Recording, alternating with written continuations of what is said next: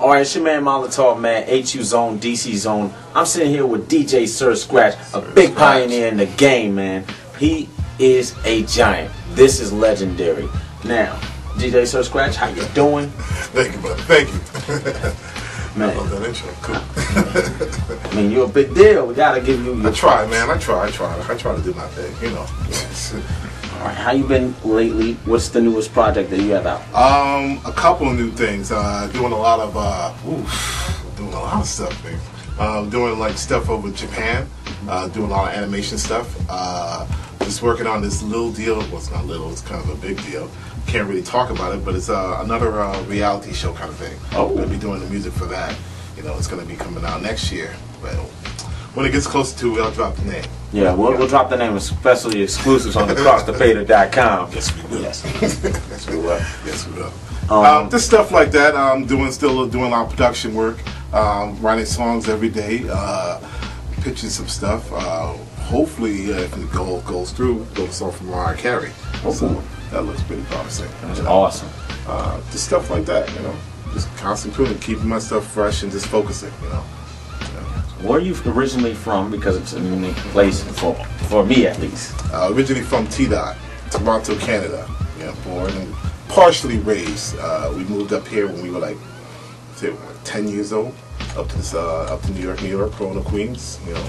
And yeah, and it's kind of like what set everything off. Just that the rap scene was just coming up, and we just been there at the right time. Right time, timing was everything. So yeah. Talk about Main Source. What's going on with that? Which part? We want all of it. We want everything. We want the juicy details. We want everything. What's going on with Main Source? Trying to put the group to bed. Trying to put the group back together. It's looking promising. We got a new company called Main Source now, and that's more of a production end of it. Just putting everything to focus. And then we have another production company called Reverb Music Group. Okay. So Main Source now, right now, as it stands, is a production company, and then later on, we're going to bring the group up behind that. So yeah, that's what's going on with that. So I ain't gonna lie, I heard it was beef though. It was beef. 20 years later. Oh yeah, we want to know about that beef. 20 years later. What's the beef? It's more like a rumor plus beef. You know, he say, she say kind of nonsense. There's stuff going around saying that Large Professor was the main source. The Large Professor was the leader of the group. What people seem to forget is that the DJ was always the leader. You know, DJ gets the motion moving first. So, I mean, I think the controversy came around where people really didn't check the album cover properly. They just started thinking that Large Professor did the whole damn record. You know, and it's just like, call me a liar. Check the back of the cover. You know, it's right there in black and white. You'll see Sir Scratch, K-Cut, and Large Professor. You know, and most of that K-Cut and Sir Scratch did. You know, so the beef really came from that. I think to my fault, I didn't rebut it. You know, Paul went and did his thing, and I just figured, you know, I'll be the bigger person. I'll let it come out, and people will see. So it kind of like built up over time. It built up over time, you know, and I just didn't shut it down. I was just hoping that people would just go check the facts, but you know, it's just like it disappoints me. It's like, why would you take one man's word? You know, why would you do that? You know, just, you know, it's his story, my story, and then there's the truth. So I guess that's what I'm doing now. I'm just displaying the truth, you know, and the truth is that Large Professor did not do the whole entire record. You know, Sir Scratch and K-Cut did, along with Large Professor. Again, I'm not taking anything away from the brother. You know, he did his part, but so do we. You know, it's just not him by himself. So that's a lot of the controversy, you know, and I'm just here to stop that. Yeah. Let's shut it down. Well, it's good that you brothers are trying to get back together, because it's always positive to see older, wiser, you know, yeah. You learn better, you know, just focus, you know.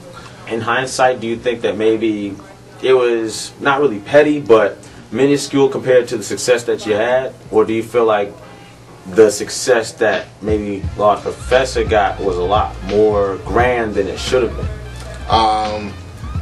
It was a divide and conquer. There's a lot of stuff going on. There was people that wanted Paul on their side, people that wanted us on our side.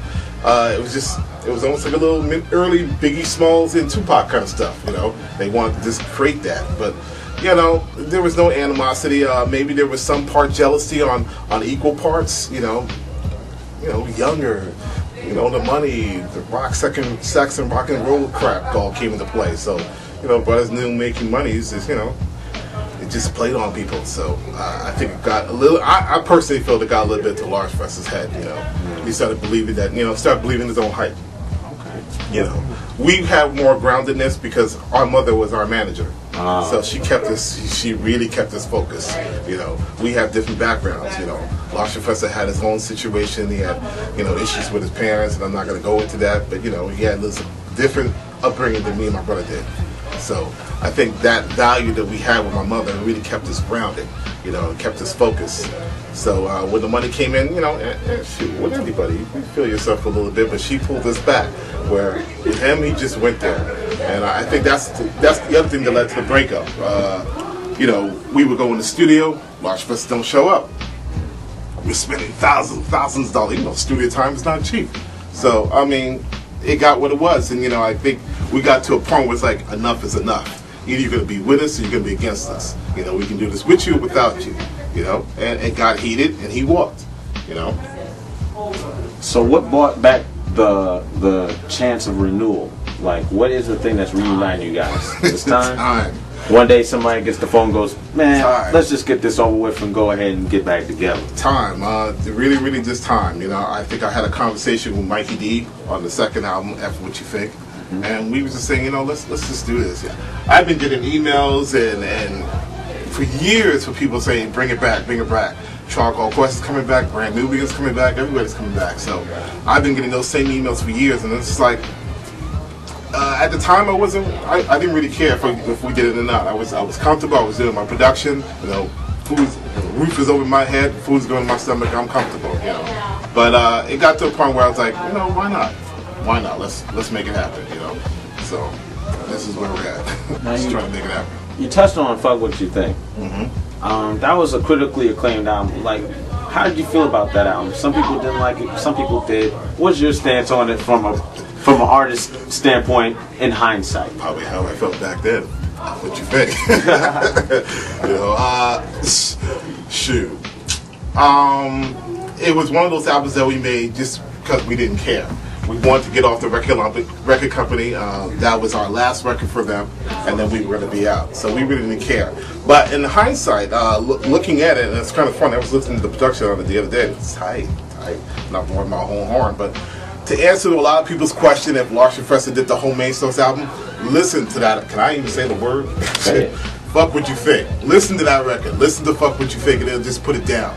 You know, the production on that is very, very tight. It gives you all the vibe that we did on the first album, but more. So right there and then, it's just Sir Scratch and K Cut, 90%. A whole bunch. We brought some other producers with us that we had on our production company. But it just hands down defines that we did the record. You know, we're not fakes. We're not just, you know, guys just scratching on the turntable. You know, we brought it, you know, right there and then. So, it just defines everything. So anybody who has any doubts, go check that out. Just go check it. Fuck What You Think. It just sets it right down. You know, it explains everything. Self-explanatory. I like that. A man of the word is a great man. Now I was going to ask you, what is your favorite record to break? Favorite record to break? Yeah. On Fuck What You Think? No, I'm talking about in general. For you to put a record down, for you to DJ, what's your favorite record? I can make it easy. I can say which two records would you like to mention? I love Charcoal Quest. I think it's what's the track?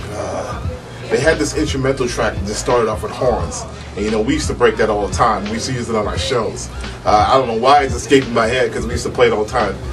So that Yes We Can with I think it had Busta Rhymes on it, but it'll come to me later. But that was the track. You know, I used to love mixing that together. You know, I used to admire other people's production really, really well. You know, no gel, just no ego. Just I'm a fan of music. You know, that's music is my high. You know, I don't smoke. I don't do any drugs. You know, I don't drink. This is it. You know, I breathe, live, and ship this stuff, man. I just feel it every day. I have a whole full studio A and B downstairs. Is that me? Let's see. I used to go all the time. Reggae. You know. So, I mean, I'm a big fan of music, you know, reggae, R&B, rock, country, you know, just non-stop. So I live it. So No, real talk. Now, you're a pioneer in the game. What things can you say that you started that other artists took? I mean, you can kind of say we're responsible for a lot of artists, and I've had artists come up to me in my face. I mean, you know, I could say we've helped people like Kanye. I could say we helped people like Black Eyed Peas. You know, without Main Source, there would be no Nas. You know, he was the first on our record. Without Main Source, there would be no Jadakiss. He was the first on our record. So we put these people out. We help these people. So I think the jazz influence. You know, we were the first kind of like really fuse that jazz and R&B and rock. If you listen to the first Main Source album, it has all those elements on it. You know, and when we did the second album, it still carries over that. So just a collective of all that music, just putting into one. You know, I would say that. Yeah. Mm-hmm. So you've probably done a lot of crazy parties. What's just the craziest party you ever DJ? Shoot, the parties was way back before Main Source. It was all clubhouse parties, you know, back in the days we used to do really house parties, you know, and then street parties and do the whole connecting the lights and the light poles. Don't call me Hydro. I'm just saying, you know. But it was always before Main Source. That's Main Source. We did all that stuff. I haven't done anything recently. Just producing. So. Is there one that sticks out in your mind? Overall, craziest, hands down. I can't believe we did that. Glad to be part of it, type. I think all of it. I was always glad to be part of any of it because I remember when I was just coming up, just still learning how to scratch, and I had a cousin who really got me involved with scratching, and he used to take me to the house parties. So I think of many memorable moments. One with my cousin, just the one who really introduced me to scratching. You know. Now, how do you feel about present day DJs with their computers and such when you guys were out there with vinyl and switching the crates? I'm all for aiding, but I just don't like when people completely get lost in it. You know, turntable, as my girl Noodles out there said, is now represented as an instrument. You know, so I'm always for the original. You know, the real blacks. You know, the real feel of everything. The problem with computers is that it starts sounding like that. It can start sounding too digital. You know, you lose that feel. You lose that amperage. So I don't have a problem with having it aided. I just have a problem when it completely takes over completely. You know, that kind of bothers me. But I mean, it is what it is. I'm not taking anything away from anybody making their money. So. All right. I have one last question. What do you think about this house revolution kind of thing going on? The DJs are pretty nice, and you know what they do, but what do you feel about the mixing, mastering, everything else that's going on in terms of production value for house music that's going on? Pretty much the same thing. You know, it's cool. I'm not taking anything away from anybody making their money. You know, make that money. But it's cool. It is what it is. I like music. You know, so. To see hip hop kind of divulge into that's fine. It's just the next level, you know. It's just really next level, you know. Just respect the art where it came from, you know. That's all. That's all I'm just really saying. But I have no real problems with it, you know. Not at all. Well, you heard from the man himself right here, DJ Sir Scratch. It's been a pleasure. It's Molotov Matt, HE Zone, DC Zone, acrossthefader.com. Check us out. Rewind this. You're gonna want to. Please. Main Source.